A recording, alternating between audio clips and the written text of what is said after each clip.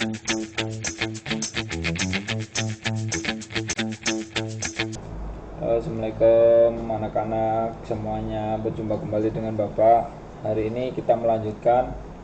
Kemarin sudah pembelajaran 4, sekarang pembelajaran 5 di tema 1, subtema 1. Perhatikan gambar. Di sini ada gambar kelinci dan siput ya.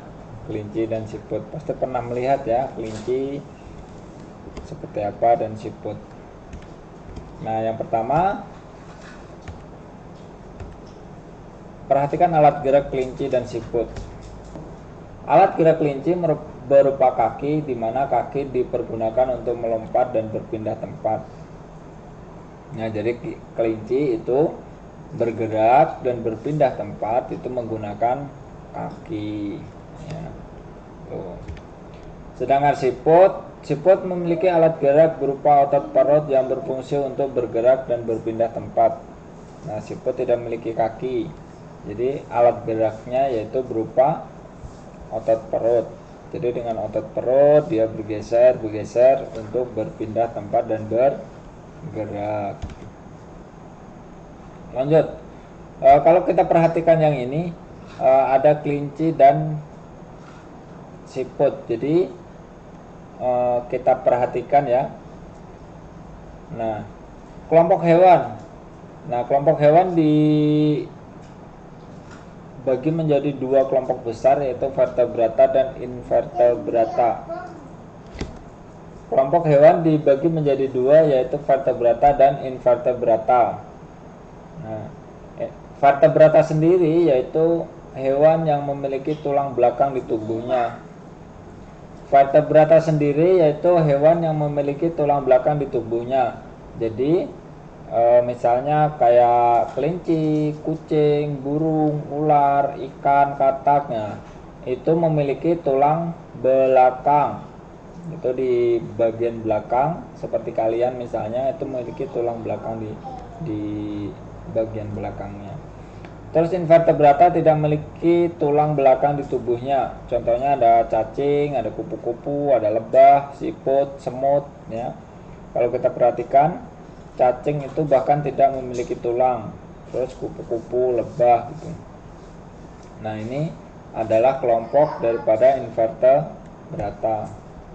Nah, sekarang perhatikan gambar. Nah, vertebrata ya, vertebrata ini ada di sini contohnya. Nah, contohnya ada manusia, ada gorila, ada ular, katak, ikan. Nah, ini semua memiliki tulang belakang. Nah, tulang belakang di sini. Ini ada tulang belakangnya, ada tengkorak tulang belakang. Nah, itu ya. Ini ada kadal. Terus yang di sini invertebrata yang tidak memiliki tulang belakang. Nah, ada kupu-kupu, ada cacing, ya, ada siput. Nah, ini ada gurita. Nah, dan belalang dan lain sebagainya. Nah, kalau kita perhatikan antara katak dan belalang itu sama-sama alat geraknya sama ya. Alat geraknya sama berupa kaki. Jadi alat geraknya ini mirip, walaupun dia vertebrata dan invertebrata tetapi memiliki alat gerak yang serupa. Nah, contoh. Nah, perhatikan. Halo, aku siput. Aku bergerak menggunakan otot perut loh untuk berpindah dari satu tempat ke tempat lainnya. Aku menggunakan otot perut. Nah, jadi siput dia menggunakan otot perutnya untuk bergerak. Nah, sedangkan ini satunya, nah, hai, perkenalkan nih, aku berubur, aku berenang dan berpindah tempat menggunakan alat berupa tentakel. Kalian sudah tahu atau belum? Nah, jadi kalau ubur-ubur dia tidak memiliki kaki, melainkan memiliki tentakel di sini. Ini adalah alat untuk berpindah tempat bagi ubur-ubur. Nah, sekarang perhatikan gambar yang ini. Ini ada yang gambar asli ya, realistik.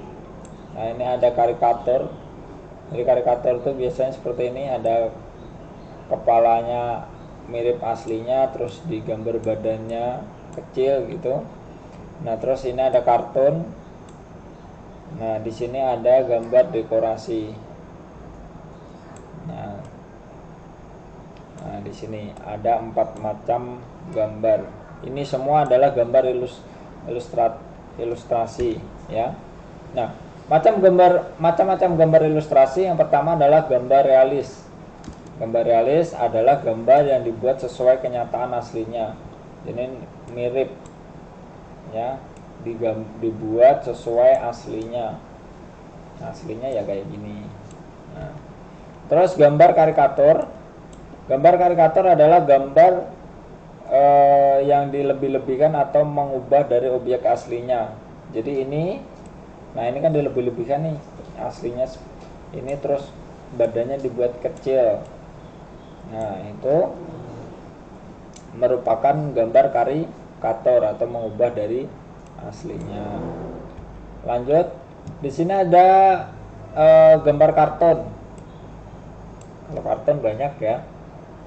Nah, tahulah ada Mickey Mouse, ada Upin Ipin dan lain sebagainya. Nah di sini ada gambar kartun, itu adalah gambar untuk menghibur dan berisikan humor. Makanya biasanya kalau film-film kartun itu lucu-lucu. Nah terus di sini ada gambar dekoratif. Gambar dekoratif sendiri adalah gambar untuk menjadikan bentuk benda lebih indah dan nyaman dipandang. Jadi kalau kita lihat di sini ya, nah ini walaupun mirip yang ada di alam, tetapi ini sudah dibentuk, digambar sedemikian rupa agar menjadi indah dan enak dipandang. Lanjut, ide pokok. Masih ingat dengan ide pokok? Ide pokok paragraf ya. Nah, ide pokok merupakan inti atau dasar suatu paragraf. Nah ini masih ingat, kemarin kita masih belajar tentang ini ya, ide pokok suatu paragraf ya. Ide pokok menjadi dasar dalam pengembangan dari suatu paragraf. Kemarin sudah Bapak kasih tahu kalau mengembangkan suatu paragraf itu dari ide pokok dulu. Dari ide pokok baru kita tulis kalimat-kalimat pengembangnya. Nah seperti itu. Nah langkah-langkah mengembangkan ide pokok. Yang pertama, menentukan topik dari paragraf. Jadi topiknya apa? Misalnya kita mau bertopik kandang kelinci misalnya. Nah baru kita menentukan ide pokok dari paragraf. Apa misalnya kalimatnya ya, membuat kalimat berisi ide pokok yang selanjutnya.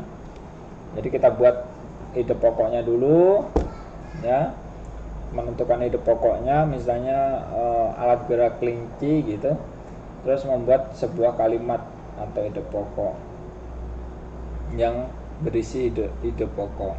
Jadi bikin kalimat, kelinci adalah hewan yang bergerak menggunakan kaki. Nah baru nanti dikembangkan ide pokok tersebut menjadi beberapa kalimat. Nah, setelah memiliki beberapa kalimat, kita menyusun kalimat-kalimat tersebut menjadi suatu paragraf yang padu.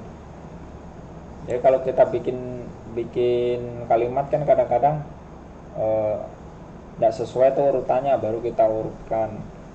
Nah, atau menyusun menjadi satu kesatuan yang padu. Jadi enak dibacanya dari awal sampai akhir. Mungkin itu pembelajaran hari ini. Selamat belajar. Silakan kalian diulang kembali. Kalau belum memahaminya, silakan dibaca artikel yang Bapak kirimkan. Selamat belajar. Assalamualaikum warahmatullahi wabarakatuh.